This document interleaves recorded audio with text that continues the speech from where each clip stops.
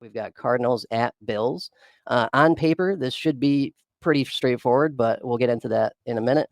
Bills are favored by 7 at -110. The over-under is 48.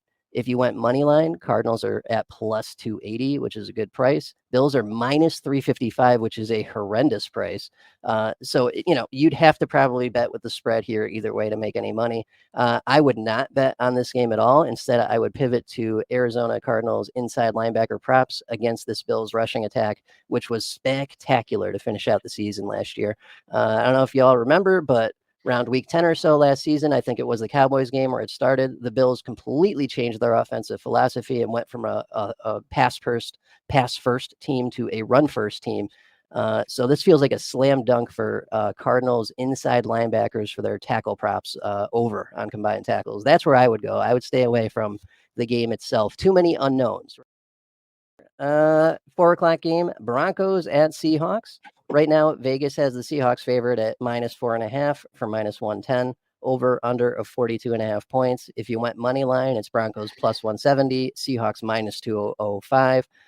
So Vegas is pretty sure Seattle's going to win. I agree with Vegas. I'm taking Seahawks money line at minus 205. The price isn't great, but you can parlay round robin it with other stuff to improve that. I feel pretty good about that. If you wanted to pivot off it, you could pivot to Broncos quarterback interceptions, whoever that may be, Bo Nix or otherwise, because Seahawks defense it's not great, but it's not bad either. And the Broncos are going to be rolling out either a backup or a rookie, again, in his first ever game, and mistakes will occur. That takes us into Sunday night. We've got a rematch of last year's playoff game, Rams at Lions. Right now, the Lions are favored by 3 at -110, over under of 51, which is huge. That's the highest over under of week 1, and that is an implied shootout for sure.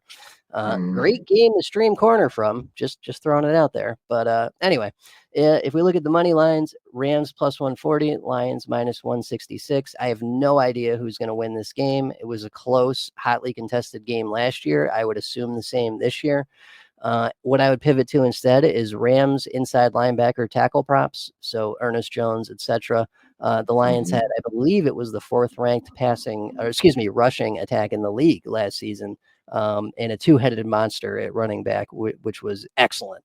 So I feel like that's a no-brainer. Ernest Jones should be over on his tackle number. But the game itself, no idea. We've got Jets at 49ers.